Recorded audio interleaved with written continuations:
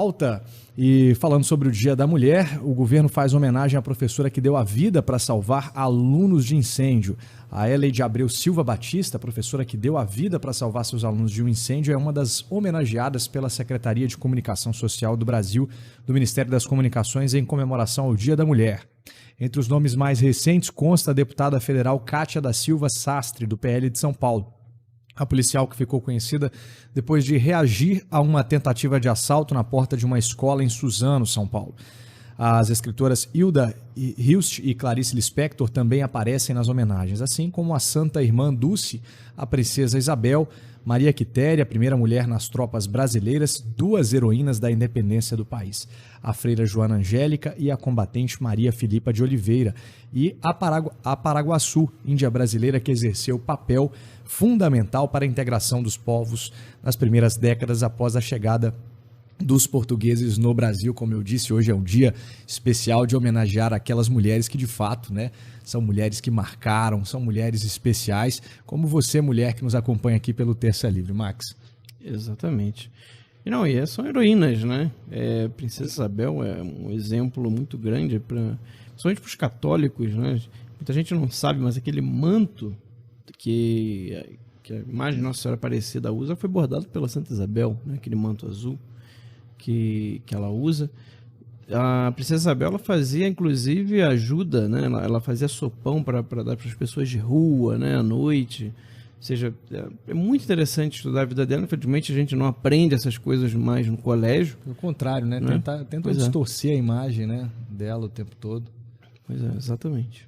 E foi alguém que renunciou tudo, né, para poder libertar a libertação dos escravos, que também é pouco reconhecido. Sempre põe lá, não, mas é porque na verdade a Inglaterra queria, não sei o que, sabe? Sempre dá uma desculpa para tentar diminuir o ato dela. Porque no fundo foi isso. Depois que acabou o Império, a República fez de tudo para diminuir o Império. Daniel. Lembrar dessas valorosas e operosas mulheres que construíram tudo no Brasil é algo extremamente consciente dentro do campo histórico também. São esses exemplos que, para mim, ficam na memória e devem ser sempre lembrados. Não só de mulheres, mas também de homens. Homens notáveis, mulheres notáveis que trabalharam pelo Brasil, que fizeram algo de fato para que acontecesse e para que nós tivéssemos hoje um Brasil melhor, um Brasil que está sendo cada vez mais ampliado esse conceito de melhoria, né? Dentro de buscar conceitos de verdade, dentro de buscar um conceito de ser cidadão, a ética cristã, isso tudo que está conceituado dentro do que nós pensamos de fato. Isso é muito importante você destacar, os nomes destacados, pessoas como a Hélia, professora, né? Deu a vida por alunos, né? A policial Kátia, que é deputada, o que ela fez? Ela defendeu de um assaltante crianças, né, que estavam chegando para a escola.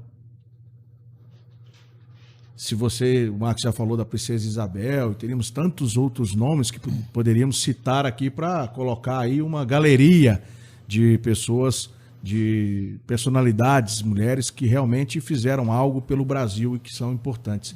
Esse tipo de gente que luta, que trabalha, que busca melhorar a vida do cidadão brasileiro, é isso que a gente tem que sempre lembrar. Pessoas que são corretas, pessoas que têm a cultura do bem, né? A cultura da verdade, a cultura de fazer a diferença sem que seja algo por militância, sim, por obrigação, por estar sendo pago ou algo que possa ser ideologicamente dirigido, vindo da ideologia que a gente sabe que nada contribui e faz com que nós pudéssemos citar pessoas de qualquer outra, né, natureza, enfim.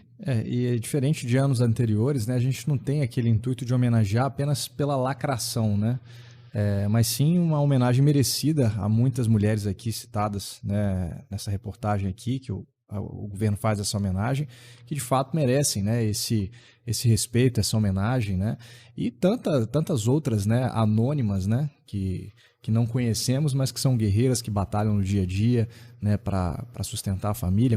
Quantas mulheres são, ao mesmo tempo, fazem o papel de mãe, de pai, né, também, que lutam para sustentar a casa, né? Então, hoje é um dia realmente para a gente lembrar dessas mulheres.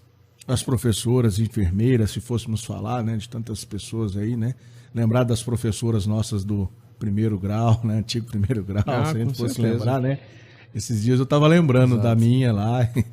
Agora, uma outra figura que eu achei interessante terem comentado aí, né, o governo nesse Dia da Mulher, é a Índia Paraguaçu, né? Porque é uma história muito interessante, porque você vê, ela era filha do cacique, então vamos botar assim, é a princesa indígena, era a princesa da tribo, e ela casa com um português. Gente, isso era impensável em qualquer outro tipo de colônia. Só no Brasil você teve uma coisa dessa, isso já nas primeiras décadas da colonização. Você está falando já 1500 e pouquinho. Ou seja, logo depois da chegada você já tem a primeira união entre índio e português. Vocês vejam que aí você aprende na escola exatamente o oposto, né? Os portugueses vieram, oprimiram todos os indígenas e tudo. Gente, um casamento era a melhor forma de você unir dois povos. A história da Idade Média, ela é recheada disso aí. É sempre para selar, ainda mais para selar uma paz, né? Quando você quer selar uma paz, você casava ali um rei com uma princesa de outro lugar, uma rainha com um príncipe de outro lugar. E esse casamento, né, entre a Paraguaçu e o Caramuru, né, que chamava, né, o português, ele é um símbolo, né, no Brasil de como que a nossa colonização foi muito diferente das outras. Né? O pessoal fala muito de colonização, de exploração, mas é bem diferente, porque na verdade os portugueses vinham aqui para realmente construir a vida. Né? Essa história de que só veio o bandido, só veio... né, prostituta, só vem, isso não é verdade. Isso não é verdade. As capitanias hereditárias são a prova disso.